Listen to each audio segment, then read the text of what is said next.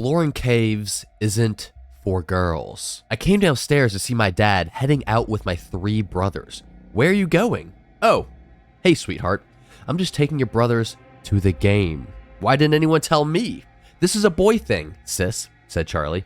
You wouldn't enjoy it anyway. I stared at them as they left, dressed in their jerseys. I loved baseball. I could throw a curveball better than any of them, but it didn't matter.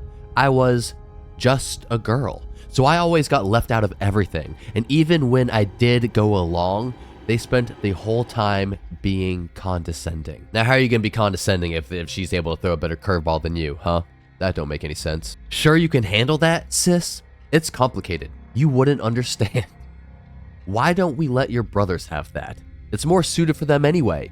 And whenever I actually manage to accomplish something, not bad for a girl. Once again, I will say, if she's throwing a better curveball than you, if she's better than you at a specific sport, then honestly, she just needs to start laying down the pipe and embarrassing all of y'all in all y'all's games. Baseball, soccer, football, basketball. She just needs to start dicking down everybody, and then just like, how are you gonna talk shit after that? I'd had it. I was going to prove myself to be so good they couldn't ignore me. Ha! See, now she's taking my advice. My chance came the next week. I found an ad for a cave exploration tour happening the following weekend. I showed it to my family.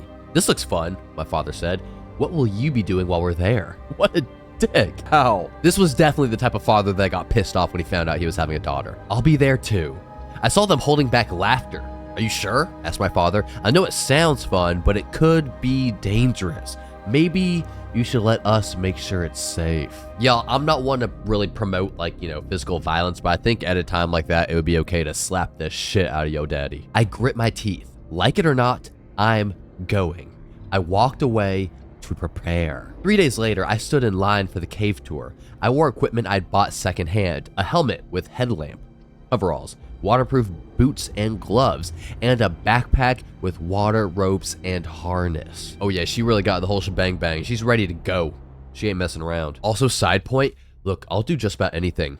Shark diving. I've been skydiving multiple times. I'd go bungee jumping. I do just about anything. Cave exploration? Like when you get stuck in holes or something like that? Yeah, see, I'm not so sure about that. That gets me feeling a little queasy. Like when I see people squeezing into little holes where you can't really tell how you're gonna get out, whether it be underwater or above water, nah, count me out. And I'm not even really a claustrophobic person. That just looks freaking terrible. My father and brother barely hid their snickers. You sure you didn't forget the parachute and scuba gear? Asked Nick, laughing openly. Now boys, said my father, your sister's just excited. Everyone's got to learn sometime. Like I said, slap the shit out of your father. Oh my. Ignoring them, I focused on our tour guide. He gave our final instructions and we were off. Let's go, girl. I'm honestly rooting for you. I really am. At first, things went smoothly. I paid attention to the guide, impressing him with my knowledge of cave minutia. She was really studying to prepare herself beforehand. Oh man, I'm really rooting for her. I'll feel so bad if it falls apart. Oh, I'll feel so bad. Come on, girl, you got this. My father and brothers smirked at me. Cough, teacher's pet, cough, I heard, glancing back to see Nick looking away non-subtly. Okay, so I don't think they clarified the exact age of these kids, but doing a little cough, teacher's pet, cough type action, I'm assuming 12? 11, 10, 9? I mean, hella young, right? Come on now. I know boys mature a little slower than women do, but that's some straight third grade action. About 20 minutes into the tour, we heard a rumbling. Don't worry, folks, said our tour guide. That's perfectly normal. Nope, I'd be worrying. Then it got louder. The guide looked concerned. It's when you're in a plane and there's a whole bunch of turbulence, and the first thing everyone does, they look at the flight attendants to see the flight attendant's facial expression. And if I look at a flight attendant and they're chilling, vibing, reading a magazine or their phone, I don't know, whatever flight attendants do, I'm oh, we chilling. But if I see a flight attendant looking stressed, I'm ooh, okay, something's actually not good here. The guide looked concerned. All right, folks, we're going to cut this short for today. I want everyone to proceed in a calm and orderly fashion back toward the entrance. Then the shaking escalated and the cave ceiling started to collapse. See, this is why I don't want to do any type of cave exploration. None at all.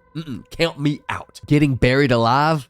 That would be worse than drowning. That'd be worse than being caught on fire. No. And the cave ceiling started to collapse. People started screaming and trampling each other in their rush to escape. By the time I could see again, the room was almost empty. The only people still there were my father and brothers, me and one of the other attendees. How did your entire family manage to get left behind?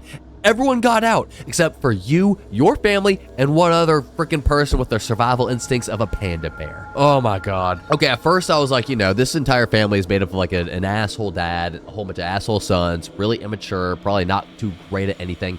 I think the entire family is just one of those families that just never would have made it through if we still had natural selection. The only people still there were my father and brothers, me and one of the other attendees. Her broken body lay on the ground, crushed by a fallen rock. So, mind you, the only people that are still in there are her and her family, and then one person who's completely immobile, unable to move, paralyzed, basically. Good job, guys. What do we do now? Asked Charlie.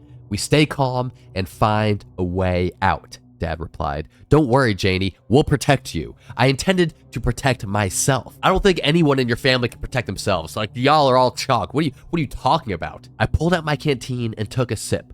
Why does she have water? Demanded Danny. I wanted to say because unlike you, I planned ahead, but there was no point. Instead, I started looking around. After a minute, I found it, a small ray of light. Crazy that their entire lives are at stake and she's still thinking how to take jabs at her siblings. There, I yelled, pointing. Nothing. Dad, there! Let the adults talk, Janie. Okay.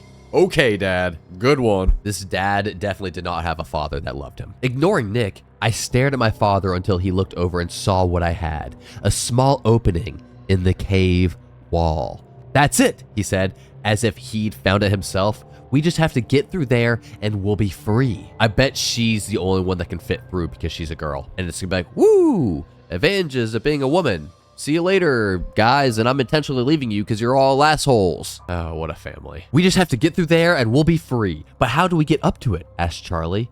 It's at least 12 feet high. How about these? I asked, pulling out the ropes I'd brought in my pack. We threw them up and secured a line to the opening. Dad went first. See, I'm the type of person that underprepares for literally everything. I'll go on a 20-mile hike with nothing but one bottle of water that I'll probably throw away before I even hit the trail because it doesn't fit in my one singular pocket.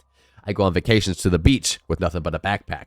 Yeah, I'm that person, and then I'm always so freaking thankful for the person that over-prepared, that brought everything. And I'm super thankful for them after I've been making fun of them for the past, for the first half of the trip. But eventually, every single time, I am thankful for them. And that's this girl. Dad went up first. I can't fit. It's too small. Told ya. I'll go, volunteered Nick. But he wouldn't fit either. What do we do? Asked Danny. I can do it, I said. That's sweet, my father said, patting me on the head. But it's dangerous. Okay, look, this is no shade to people with Down syndrome at all, but I feel as though, just context is important. I feel like it would have been important to disclose that your father had Down syndrome at the beginning of this story. That's just my thought on the matter. But it's dangerous. Well, it's the only way out, and I'm the only one who will fit. Do you have a better idea? Dad, they didn't. I want to know what the girl that has her entire body crushed under a rock is doing right now. Is she chiming into this conversation or is she unconscious? For her sake, I do hope she's unconscious because damn, that sounds painful and terrifying. I climbed up. Okay, Janny, stay small and keep moving. Is this Janny or Janie? I don't know. I think I only know one Janny in my real life, but then I know 3 Janies, so we'll go with Janie from now on. Sorry, guys. I climbed up. Okay, Janie, stay small and keep moving. When you make it out, find the searchers and tell them to send help for us. Got it, I said, and began crawling. I swear I will downvote this entire story if she makes it out and then doesn't send any help back for her father and brothers. That would be so freaking petty. It was rough. I'd started to wonder whether this was a bad idea when I approached what looked like an opening, but before I could call out, I heard voices echoing through the cave. Can you believe she actually thought she could help? Now, boys, she can't help her gender. Let her spin her wheels while we figure this out. Then, we'll send someone for her. She's probably gotten herself stuck. Would it really be that big of a loss? Laughter. They laughed. Okay, y'all, look, I don't want to break the fourth wall right now, but I don't think any family would ever actually behave this way. Like, this is not realistic even for the dumbest of the dumbest of men. Like, I swear, I know some brutes, and even those brutes treated their sisters with amazing reverence almost, and they were incredibly protective and nurturing to their little sisters. I mean, like, this is crazy. This was written by, like, some crazy freaking born in LA, became a writer in Hollywood by the age of, like, 16 and knows nothing else other than that type of person. This is a wild story just trying to, like, make men look terrible for bashing on women, where this would never, ever, ever, ever, ever, ever, ever be the case. And I want to make that clear, guys. In my experience, it is a real freaking blessing when girls grow up with brothers, because brothers will do anything for their sisters. I just want to make that clear. Laughter. They laughed. I felt something burn in my chest, then I crawled forward until the light was upon me. I threw myself forward and landed on my back on the ground outside the cave. After getting my wind back, I ran around the front of the cave. Help! The rescuers ran over to me. Are you okay, miss? They asked, guiding me to an ambulance. Fine, I coughed. Fine. It's a good thing you made it out when you did. That cave is unstable. It's maybe 15 minutes from complete collapse. Oh no. Please send help, please send help, please send help back for your family. If you'd still been in there, you'd have been crushed. We were just about to mount a rescue. Is there anyone still in there? I thought about my family, about the way they treated me, their constant condescension, what they'd said as I worked to rescue them. No, just me. I'm pissed. Maybe I was being emotional, but then what did they expect? I'm just a girl. Yep, okay. Look, I'm gonna be honest with you. This story highlights the absolute worst of men and of women. A very immature, unintelligent man will be condescending towards a woman because it's the only way they can feel good about themselves. Absolutely. And then also, on the exact same note, a very immature, unintelligent girl will let their emotions and their pettiness get the best of them. And it's like kind of playing into the stereotypes, right? A girl has no control over emotions, a guy has no control over whatever the hell this immature nonsense was. Oh man. And I must say, I've never met a sister this petty, and I've never met a brother that terrible. In my honest opinion, this was much less of a solid horror story and much more of a story to just make sure that you socialize your children so they don't actually grow up thinking that this is what men and women, girls and boys are actually like towards each other, because it's not. I hope that poor girl is finally free once everything in there falls down on their dumb ass heads. I can promise that nobody will miss a couple of condescending misogynistic pricks, and she's saving the other women that will have to deal with them once they grow up. Let's be honest though, people like that never actually grow up. They only get older and more obnoxious, so she's done the whole world a huge favor. Yep. Okay, see, this is a prime example of someone that wasn't socialized as a child. They know about 4 people in their real life, and their entire outlook on men and boys is from the 3 people that they've met in their entire life and everything that they've seen in movies. And the choice of movies and TV shows that they watch are, let's put it this way, they've really given in to the Hollywood narrative. Guys, people are better than this. Don't let stories like this convince you otherwise. All right, on to the next story.